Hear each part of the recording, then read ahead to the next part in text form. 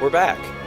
Um, More music reviews. We're on the B tier now, and we're starting at song number 46. We've done 75 through 47, and now we're on to song number 46, entering the B tier. And that's crazy.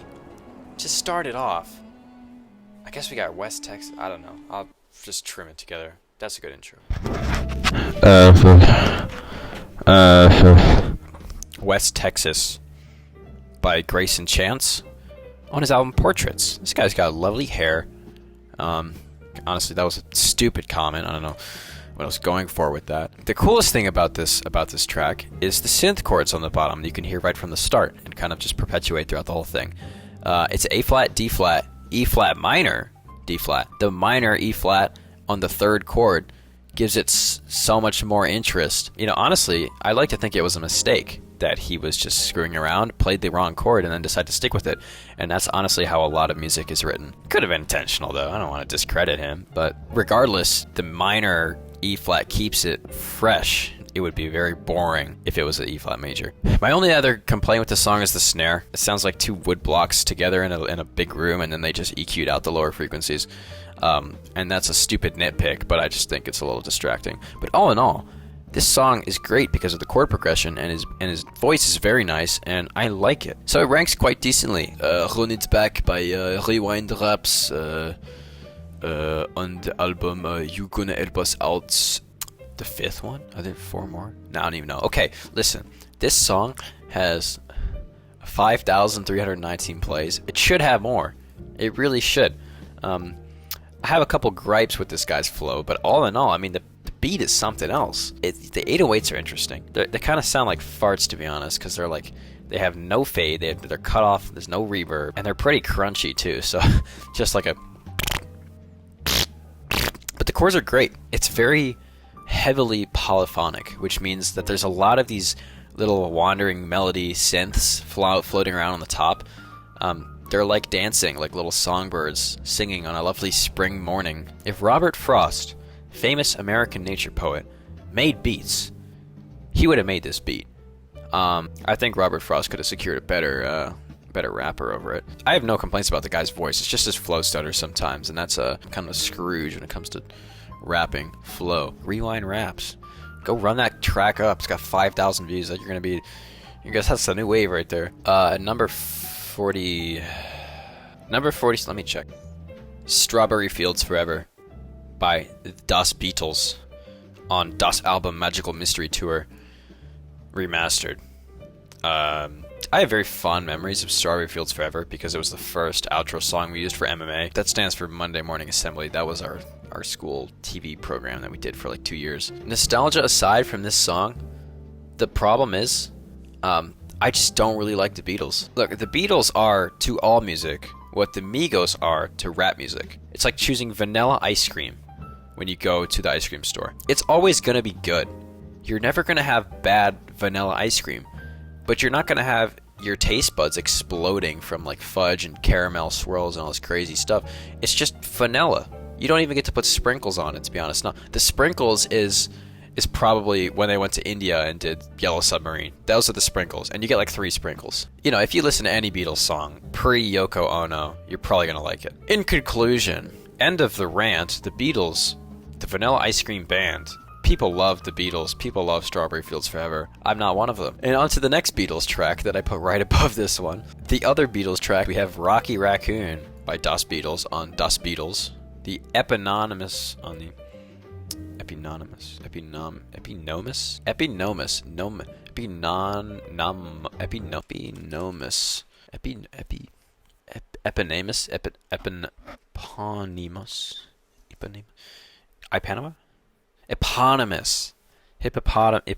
on the...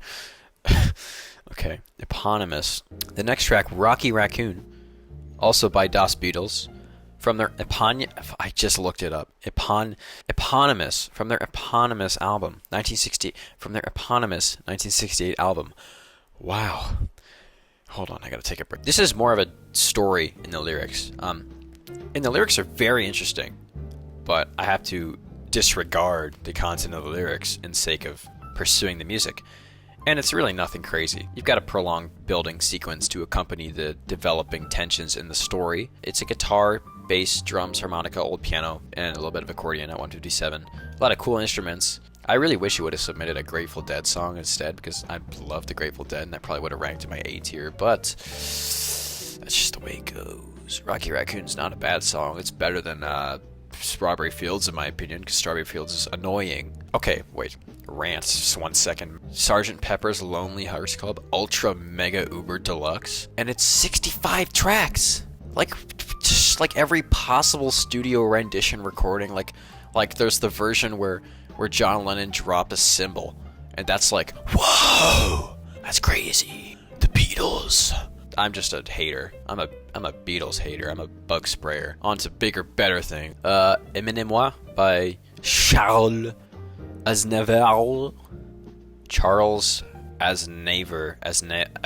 Yeah, you're gonna have to tell me how to say that. I don't know. This song, it sounds exactly as it looks like it should sound by the album cover. Original album 1967. He looks French, and he looks like he sings exactly how he sings. I don't know. Organic bass, drum, string backing. It's literally a Côte d'Azur song. It's strange to me that he rolls his R's, but I kind of think that's how you're supposed to sing the long R syllables in French, because you can't just go like, it sounds kind of weird. Sometimes this guy sings so fast, I mean, I can't understand it really that much anyway, because my French level is severely degrading by the minute. But this is the quintessential Southern European convertible summer sound. It's like Bardot era. You know, it's literally it's Côte d'Azur. It's like show up at the beach in your red convertible with the spotted umbrella. And music is a reflection of life, and that's what this exact song is. That's where it's based. I just can't convince me otherwise. Look, he's wearing sunglasses. Why would you wear sunglasses if you aren't on the beach? I mean, come on. Real Games by Lucky Daye. And spot number, I don't know. I don't remember. On his album Painted. Lovely. This song is funky. It's funky. Funky bass, piano, synths, it's funky. Lucky Dave has a little bit of Frank Ocean in his voice. And a little Bee Gees too, which is funny. And plenty of his own timbre as well. Lucky Daye, I actually wrote that as Lucky Dave. It's not Lucky Dave. Although if it was Lucky Dave, it would be right, because this Dave was luckier than the two Daves below. At 245, he brings me to this kind of Bruno Mars vocal harmonies with the brass too. Then Walmart Thundercat shows up at 312. Lucky Daye switches up his flow and melodies enough to keep it exciting on the first listen, I think. And then towards the end, the song kind of slips past the horizon with a lot of panning as it fades out. It's a very funky, very LA track that holds its own, even among similar genre titans like Frank Ocean and Anderson .Paak. It works, and it's not even that bad. I mean, what are you gonna do? What more do you want, man? It's good stuff. It's good stuff. We have Her Way Has Come by La Hell Gang on the album Through Me Again. It starts with this heavy, grungy, growly guitar texture and these very weighed down drums. Well, I mean weighed down, they just sound like they're under a lot of weight. The whole tone feels kind of like trudging through the swamp. And you know what, this is okay, I'm gonna ruin this song, but this would play over a video of the Army Rangers like trudging through a swamp in Georgia, like as an ad for the Army. Wait. Do you love America? Do you have what it takes to be an Army Ranger? Get out there, get your head in the mud, have your rifle by your side, or die trying. That's what it's like. Imagery aside, it's good. There's a lot of context in which I would listen to this. The band is not big at all, too. Only 8K listeners on Spotify, apparently. 7.921. So there you go. I put you on the new wave here. The new U.S. Army wave. Outside by the Dutch Criminal Record. On their album, Dutch Criminal Record. I've definitely heard this song before, but I actually haven't, which means this guitar is pretty cookie cutter. But that doesn't mean it's not catchy. That doesn't mean it's not good. It's just, Very simple progression that is not at all unique to the Dutch Criminal Record.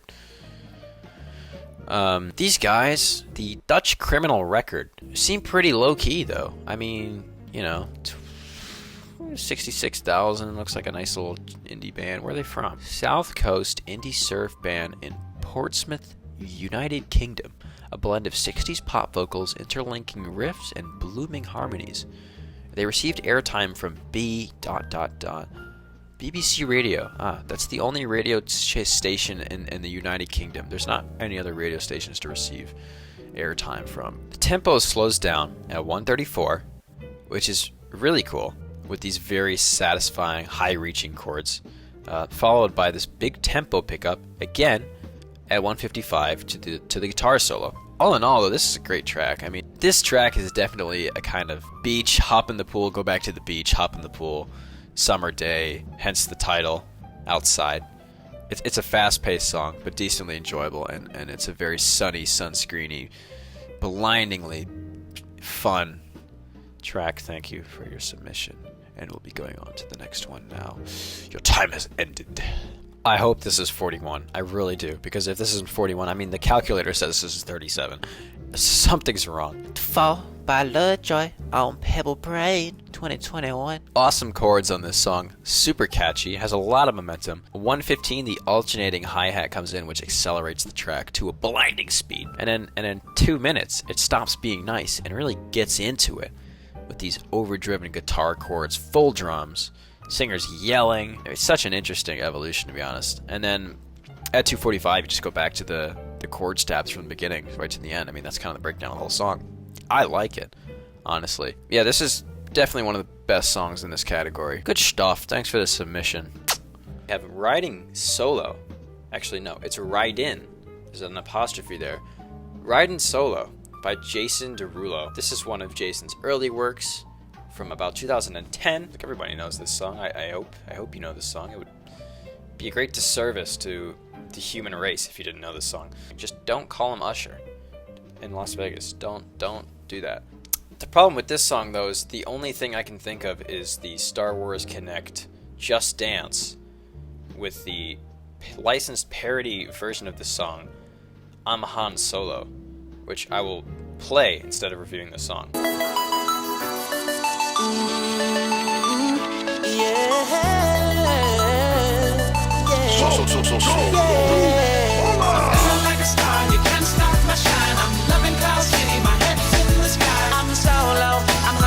We have Flamingo by Kero, Bonito.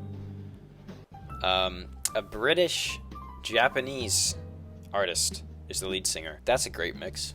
Love that. It's a very famous song because it's really weird. Not only lyrically, though. I mean, the lyrics are kind of strange, but the music's also very strange. It's very eccentric. It starts with this really clunky, what seems like a pan flute synth, and does this really capricious, dissonant sliding note kind of in the middle there, and it sounds really off-key, but it actually is just changing.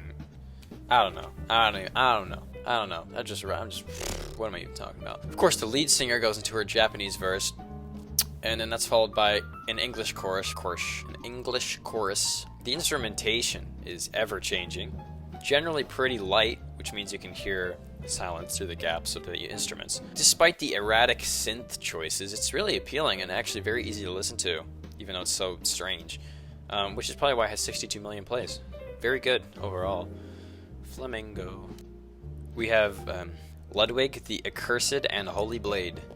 Yes, you heard that right. That is a song. It's a soundtrack song from Bloodborne, one of From Software's critically acclaimed action RPGs. This track is actually not on Spotify. There's covers of it.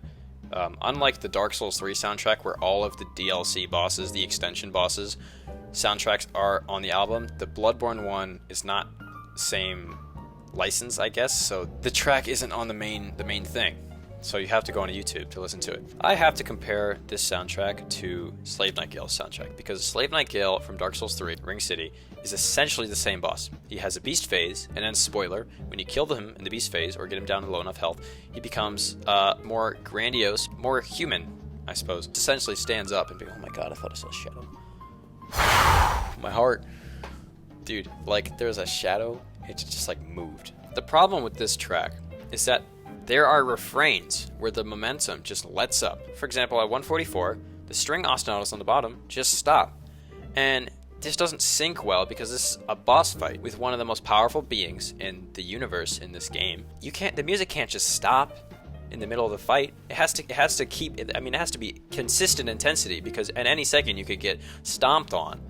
All right, there's no let ups. The boss doesn't stop to let you breathe, so the music shouldn't do it either. I mean, at 2 minutes, the momentum is basically gone, and it's built back up from pretty much a walk, and it's not as fast or intense as it should be because Ludwig as a boss is crazy. I mean, he's jumping on you at all times. He's fast, but the music isn't. The music just kind of, it's like us on a Sunday walk while Ludwig is trying to beat you to a pulp.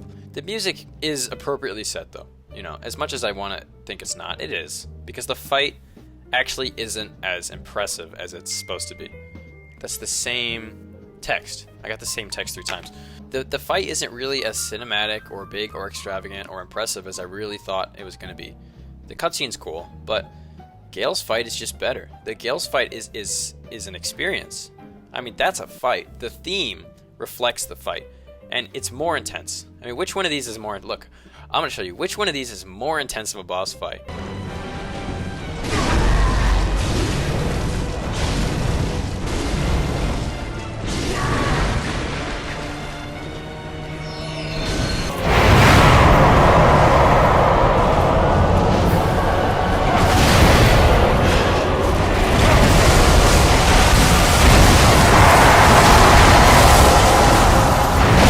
Next up.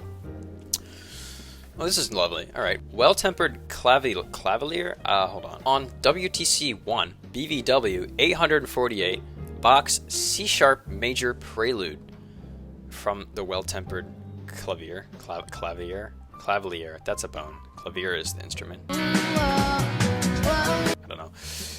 Listen, Bach is God, okay? Every day I wake up and hope to write music at 1/100th of the level that Bach wrote music, because that alone would be enough. He's one of the most prolific composers ever, and he essentially created the entire foundation of Western music intuitively.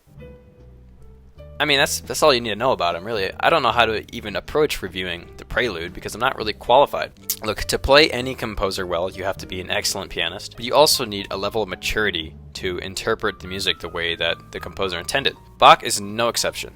There's a lot of people out there who think they can play the piano because they know chords, but that's not even half of it. I mean, the dexterity required to play the WTC is something that takes years to sufficiently acquire. I will say, though, the last 3 chords of this foreshadow the subject, the fugue subject, which I'm reviewing separately as they are technically 2 different pieces. And the fugue ranks higher because I like the fugue more. Anyway, this is the whole well-tempered clavier is great for studying. It's mathematically perfect music. Thank you, Bach, for making this, and thank you for submitting this. You know who you are. Great one. Dude, I'm so red. Is that sunburn? Wow. Anyways, continuing our tomato review. For My Lover by Tracy Chapman. This is awesome. There's so much flair and personality in this song. I think that all of the instrumental choices are phenomenal. And Tracy Chapman also has the wisdom to know when to take them away for emphasis, which is always important. Too much all the time can be detracting from the music, so she does a good job. Her voice is oddly masculine, but it's good. It's a great voice, and I think it works exceptionally well with the instruments, and I genuinely do like it. At 139, though, it sounds like it's an instrument from Super Mario 64. It sounds like the slide song. I don't know how to describe it. It's the slide song. Slide Erase. Is it Slide Erase? Yes.